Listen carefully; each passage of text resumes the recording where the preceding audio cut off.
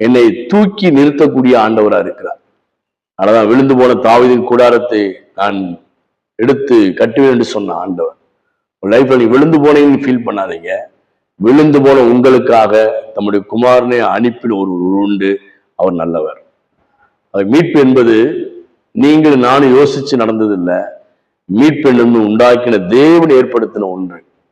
அதுல நீங்க கேட்கிற பல வார்த்தைகள் உங்களை உங்க தோல்வி உங்களை காயப்படுத்தக்கூடிய வார்த்தைகளா இருக்கலாம்.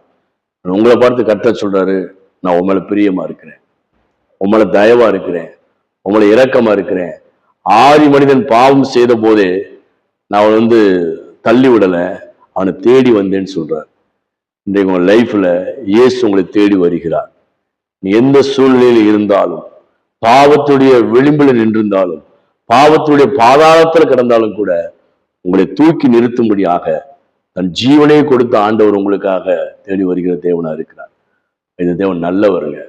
இந்த நல்லவர் என்பதை நீங்க பறைசாற்றுங்க. நல்ல